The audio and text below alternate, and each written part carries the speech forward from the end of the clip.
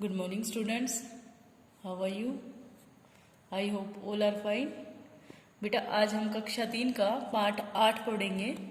क्या नाम है इसका? बाबा आमटे। बाबा आमटे कौन थे? वो एक समाज सेवी थे बेटा, समाज की सेवा में लगे रहते थे। तो वो उनके विषय में पढ़ते हैं। वो क्या है? उनके जीवन और कार्य के विषय में इस लेसन में पढ़ते हैं। उनका जन्म कब हुआ था? 26 दिसंबर 1914 में महाराष्ट्र के एक ब्राह्मण परिवार में हुआ था। इनका पूरा नाम था मुरलीधर देवीदास आमटे।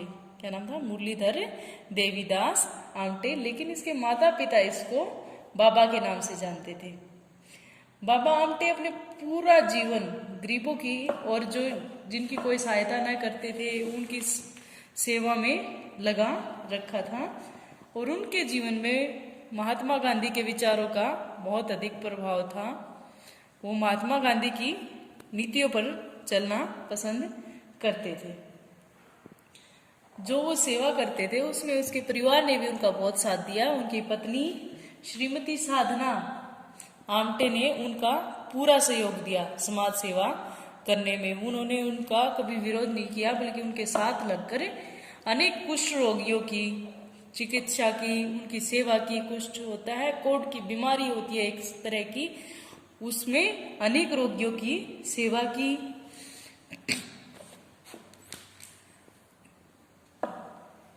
उनके पुत्र थे, क्या थे? उनके पुत्र थे दो, डॉक्टर विकास और प्रकाश। वे दोनों भी क्या थे? डॉक्टर थे। वे भी समाज सेवा में लिप्त थे। वो समाज के अन्य कार्य, जैसे आपने पढ़ा होगा, बहुत सारे समाज सेवी होते हैं। अनेक संगठन है जो समाज की सेवा करते हैं, किसी गरीब व्यक्ति की या किसी असहाय व्यक्ति की। आपने बहुत सारे के नाम देखा है। कभी भी देखना, पूछना अपने मम्मी पापा से, डिस्कस करना समाज सेवियों के बारे में। समाज सेवा क्या होती है, किस तरह की होती है, इसमें क्या है? अपना कोई मनोरथ नहीं होता, सिर्फ दूसरों की सेवा करने में आदमी लिप्त हो जाता है। उसी प्रकार से इनके विषय में बताया गया है कि इन्होंने किस प्रकार से सेवा की है। पढ़ते हैं हम इस लेसन को। एक कहावत है, अंधेरे की शिकायत करते रहने की अपेक्षा एक दिया जलाना ज्यादा अच्छा है।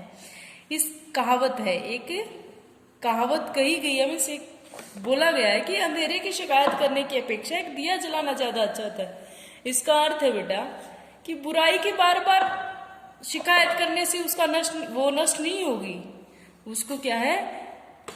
उसको दूर करने का प्रयत्न करना चाहिए। जिस प्रकार से अंधेरे को की बार बार शिकायत करने से अच्छा है कि अंधेरे को दूर करने के लिए दिया जला दिया जाए, उसी प्रकार किसी बुराई की बार बार शिकायत करने से अच्छा उसका नष्ट करने का उपाय करना चाहिए।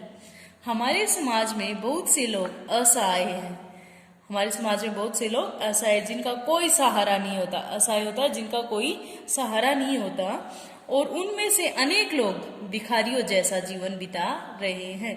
हमारे देश में बहुत ही गरीब लोग हैं जिनकी कोई सहायता करने वाला नहीं होता, लेकिन वो क्या है? भिखारियों जैसा जीवन बिता रहे हैं। इन दुखी लोगों के बारे में सोचते तो बहुत हैं, पर कुछ लोग संकल्प कर लेते हैं कि उन्हें ऐसा काम करना है जिससे दूसरों का दुख कम हो सके। जिसमें बताएगी कि बेटा हम देखते हैं किसी भिखारी को, हमें दुख तो बहुत होता है कि ये कैसे है, लेकिन उनमें से हमें तो दुख होकर रह जाए। लेकिन कुछ समाज में ऐसे व्यक्ति होते हैं जो ये संकल्प कर लेते हैं, ये दृढ़ निश्चय कर लेते हैं कि हमें इनके दुख को कम करना है। ऐसे ही एक क्रमवीर हैं बाबा आमटे। ऐसे ही एक व्यक्ति हैं, कार्य के धनी हैं। कौन? बाबा आमटे। इनकी करुणा का साकार रूप है आनंद वन। आनंद वन इनकी करुणा का मीन्स दया का असली रूप है आनंद वन। आनंद वन महाराष्ट्र के चंद्रपुर जिले में एक बस्ती है। आनंद वन क्या है? महाराष्ट्र के चंद्रपुर जिले में एक बस्ती है। यहाँ कुष्ठ रोग से पीड़ित हजारों असहाय स्त्री पुरुष बाबा आमटे की सहायता से अपने पैरों पर खड़े हो गए और सम्मान के साथ जीवन बिता रहे हैं।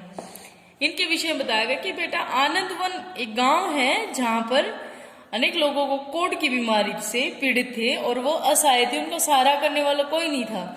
लेकिन बाबा आमटे की प्रयासों से, उनके प्रयत्नों से वो व्यक्ति ठीक हो गए और आज सम्मान से अपना जीवन, आदर से अपना जीवन इस संसार में जी रहे हैं। बाबा का पूरा नाम मुरलीधर देवीदास आमटे है। इन पर इनकी माँ इन्हें बाबा कहकर बुलाती थी। इनका जन्म महाराष्ट्र के एक ब्राह्मण परिवार में 26 दिसंबर 1914 को हुआ। कब हुआ इनका जन्म? 26 दिसंबर 1914 को। कहाँ हुआ? महाराष्ट्र के एक ब्राह्मण परिवार में। इनके पिता देवीदास हरबाजी आमटे के एक बड़े जमींदार होने के साथ साथ सरकारी अधिकारी भी थे। इनके पिता का क्या नाम था? देवीदास हरबाजी। क्या नाम था? देवीदास हरबाजी। वो क्या थे? जमींदार होने के साथ साथ सरकारी अधिकारी भी थे, अर्थात गवर्नमेंट जॉब पे भी थे। मुरलीधर की माँ पढ़ी लिखी नहीं थी पर बहुत ही बुद्धिमती थी। क्या थी? इनकी माता थी बाबा साहब की, तो उनकी माँ अनपढ़ थी लेकिन वो बहुत बुद्धिमान थी। माँ ने इन्हें चित्रकला सिखाई। चित्रकला होती है चित्र बनाना, ड्राइंग। प्रकृति और प्राणी जगत से परिचय कराया, हमारे नेचर से और प्राणियों से क्या है? परिचय कराया, अवगत कराया कि ये बताया कि ये चीज ये है और ये है। ठीक है। माँ ने सिखाया जो सुख लेने में है उससे ज्यादा सुख देने में है। माँ ने सिखाया है कि लेने से ज्यादा देने में अधिक सुख आता है, सुख मिलता है। बार बार की कोशिश से आदमी सफल होता है, हार न मानना ही जिंदगी का दूसरा नाम है। इसमें बताया गया बेटा, बार बार कोशिश करने से ही आदमी सफल होता है। जैसे आपको कई बार दिक्कत होती है कोई चीज समझने में, अगर आप उसको बार बार करते हो तो क्या हो जाते हैं? आपको अच्छी तरह से आ जाती है। उसी प्रकार से बार बार एक काम को करने से हम उस काम में जरूर सफल होते हैं। हमें कभी अपने मन में ये नहीं सोचना चाहिए कि हम इस कार्य को नहीं कर पाएंगे। हमें करके देखना चाहिए और बार बार करने से हम उसमें जरूर सफल होते हैं। हमें किसी भी कार्य से हार कभी नहीं माननी चाहिए। माँ की सीख ही बाबा के जीवन में पग पग पर काम आई। जो उनकी माता ने उन्हें बचपन में सिखाया था तो वो सीख उनके हर समय, हर पल पल में उनके काम आई है। बालक मुरलीधर का ध्यान बचपन से ही निर्धन और असहाय लोगों के कष्टों की ओर जाता था। जो ये बाबा आमटे थे, इनका हमेशा जो गरीब व्यक्ति थे और असहाय व्यक्ति थे उनके दुखों की तरफ ध्यान रहता था। जब कभी अपने पिता के साथ बैलगाड़ी में बैठ अपने जमीन जायदाद को देखने निकले थे, उनका ध्यान निर्धन मजदूरों और कामगारों की ओर खिंचता था। जब वो खेतों में जाते और मजदूरों की तरफ देखते तो उनको उनकी प्रति दया की भावना उत्पन्न होती थी। उनकी आर्थिक कठिनाइयों और शारीरिक बीमारियों के बारे में सुनकर उनका दिल भर आता था। उनकी जो आर्थिक कठिनाई थी, जो परिवार चलाने में उनको पैसों की जरूरत थी, उनकी मजबूरियों को देखकर और उनकी शरीर की बीमारियों को देखकर, क्योंकि उनके पास पैसे नहीं थे, उनको भरपूर खाना नहीं मिलता था तो शरीर से कमजोर हो जाते थे। तो ऐसी उनकी दुर्दशा देखकर उनको बहुत ही कष्ट होता था। छुआछूत के प्रति उनके मन में बहुत ही घृणा थी। उनके स्वभाव की दूसरी विशेषता थी प्रकृति से प्यार, नेचर से प्यार। पेड़ पौधों, जंगलों, नदियों और पशु पक्षियों के प्रति उनका अगाध प्यार था। वो पेड़ पौधों, जंगल और नदियों और पशु पक्षियों से बहुत ही प्यार करते थे। उनका सरल स्वभाव, सच्चाई, स्वतंत्रता, प्रिय जीवन मुरलीधर को विशेष रूप से आकृष्ट करता था। उनका जो स्वभाव था वो हर किसी को अपनी तरफ खींच लेता था। युवावस्था में मुरलीधर पर महात्मा गांधी का बहुत प्रभाव पड़ा। जब वो जवानी के समय में उन पर महात्मा गांधी के विचारों को बहुत अधिक प्रभाव पड़ा। वे हर समय सेवा कार्य के लिए तत्पर रहते। तत्पर का अर्थ होता है तैयार। वो हर समय सेवा के कार्यों के लिए तैयार रहते थे। स्वतंत्रता संग्राम में वे 2 बार जेल भी गए। स्वतंत्रता की जब लड़ाई हुई थी वहां पे भी वो क्या थे? 2 बार जेल गए थे। वे सच्चे अर्थों में गांधी जी के अनुयायी बन गए थे, अर्थात वे सही मायनों में गांधी जी के विचारों को अनुसरण करने वाले व्यक्ति बन गए थे। बापू ने उन्हें अभय साधक कहकर पुकारा था। किस नाम से पुकारा था? अभय साधक। उन्होंने कानून की परीक्षा उत्तीर्ण की और कुछ समय तक वकालत भी की। किसने? बाबा साहब आमटे ने किसकी परीक्षा पास की? कानून की, लॉ की। और उत्तीर्ण होता है पास की, और कुछ समय के लिए वकालत भी की। पर उनका मन केवल आजीविका कमाने में नहीं लगा। उन्होंने सोच लिया कि उनका जीवन किसी बड़े कार्य के लिए अर्पित होना चाहिए। चाहने को तो वो अपना जीवन के लिए पैसा कमा सकते थे, आराम से जीवन जी सकते थे, क्योंकि वो वकालत करते थे, लेकिन उन्होंने ऐसा जीवन नहीं अपनाया। उन्होंने क्या सोचा कि मैं किसी कोई बड़ा कार्य करूंगा जिससे मेरी समाज में पहचान होगी और कोई मुझे ये ऐसे अच्छी तरह से याद रखेगा। तो उन्होंने वह रास्ता ज्यादा उचित लगा और उन्होंने समाज सेवा का कार्य अपनाया। यह कार्य था गरीब दुखियों की सेवा, भयानक रोगों से पीड़ित व्यक्तियों को सहारा देना, उनमें आत्मसम्मान जगाना। इस पर काम में उनकी सहायता की उनकी पत्नी श्रीमती साधना आमटे ने। जो उन्होंने गरीब व्यक्तियों की सेवा करनी और बीमारियों से पीड़ित व्यक्तियों की सेवा करनी चाहिए, तो उनका साथ उनके परिवार, उनकी पत्नी ने भी उनका बहुत साथ दिया। उन्होंने आनंद वन में सभी प्यार से ताई कहते हैं। किसे? श्रीमती साधना को, जो कि बाबा आमटे की पत्नी थी। उन्होंने अपने त्याग, तपस्या और सेवा भाव से मुरलीधर के सपनों को साकार करने में बहुत सहायता दी। एक बार की बात है, रात्रि का समय था, घनघोर वर्षा हो रही थी। मुरलीधर की नजर एक कुष्ठ रोगी पर पड़ी, एक कोढ़ के रोगी पर पड़ी। उसके खुले घाव देखकर और करुण पुकार सुनकर वे कांप उठे। उसके घाव थे जो खुले थे। ये एक तरह की बीमारी होती है बेटा, इसमें घाव बन जाते हैं पूरे शरीर पे। कुष्ठ जो होती है घाव से बने रहते हो। उन्होंने उसे एक कपड़े से टाप दिया। वे सोचने लगी, यदि मुझे यह परिवार का यह रोग हो जाए तो क्या हो, कितना घृणित रोग है ये। उनका मन भय से कांप उठा। उन्होंने क्या किया, उसे एक कपड़े से ढक दिया और वो खुद मन में विचार करने लगे, अगर मुझे ये बीमारी हो जाए तो लोग मुझसे कितनी घृणा करेंगे, मेरा परिवार भी मुझसे घृणा करेगा। और मन ही मन में डरने लगे। बस यही था वह क्षण जिसने उनके जीवन की दिशा को बदल दिया।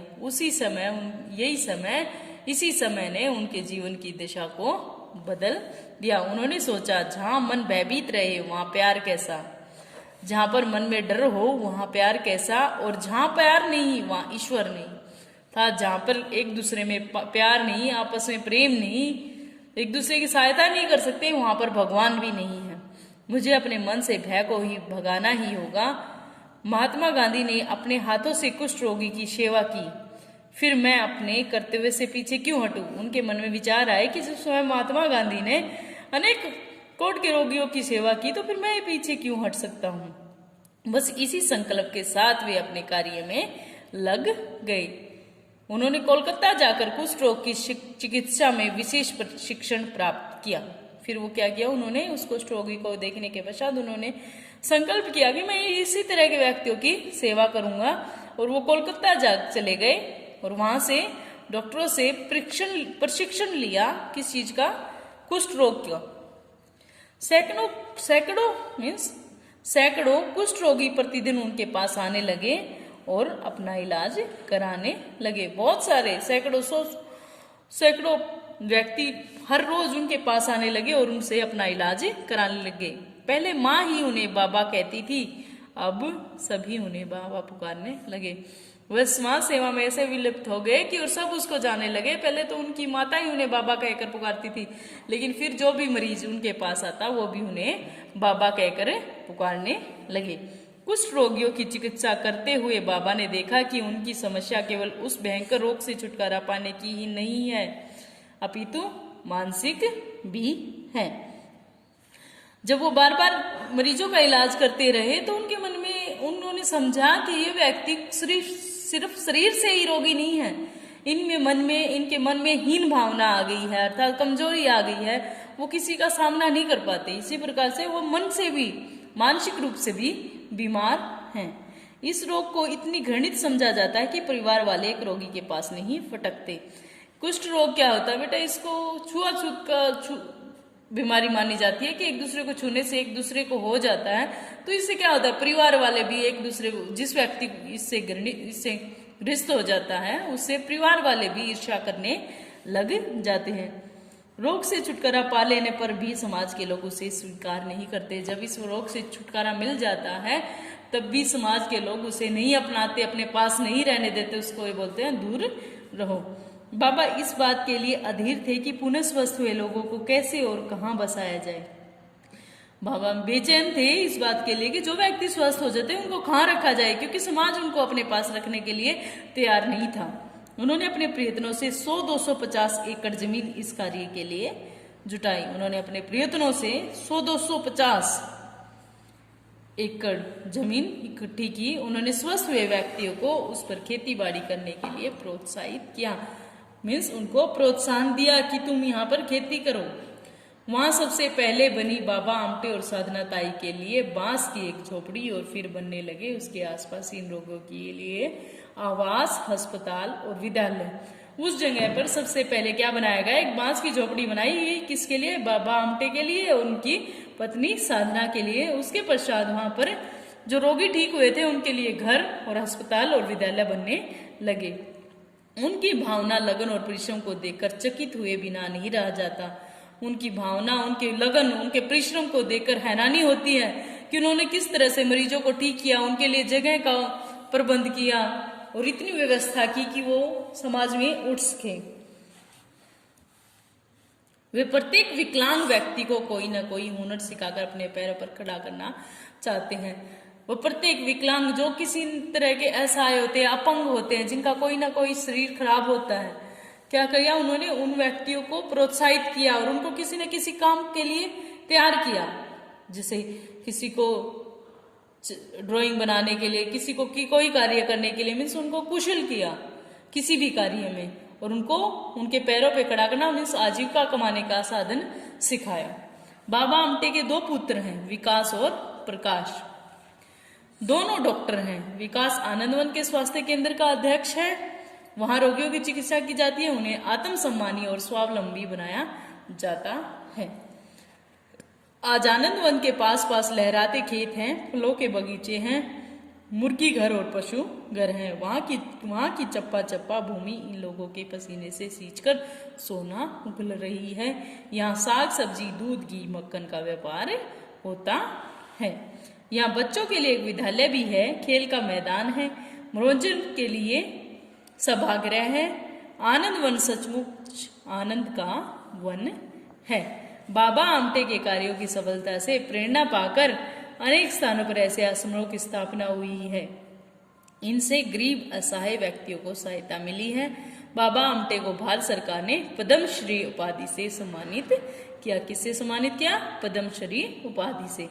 1978 में जमनालाल बजाज पुरस्कार तथा 1985 का मैग्सेसे पुरस्कार भी उन्हें प्रदान किया गया।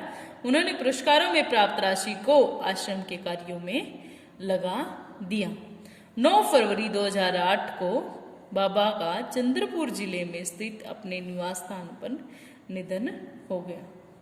इनकी मृत्यु कब हो गई? 9 फरवरी 2008 को खापर चंदनपुर जिले पर उनके अपने घर पर उनका निधन हो गया। ये थी बाबा आमटे के विषय में बताया गया। उन्होंने किस प्रकार से समाज की सेवा की, किस तरह से अनेक रोगियों को ठीक किया और अपने बच्चों को भी स्वावलंबी बनाया। और इसमें बताया गया कोई भी कार्य प्रयत्न के बगैर नहीं रुक सकता। अगर आप प्रयत्न करते हो तो कोई भी कार्य नहीं रुक सकता। अगर आप किसी काम में असफलता महसूस कर रहे हो तो उसको बार बार करो। बार बार करने से वो जरूर ही आप उस कार्य में सफल होंगे। बेटा इस पाठ को 2 बार पढ़ के देखना और शब्दार्थ याद करना। Thank you.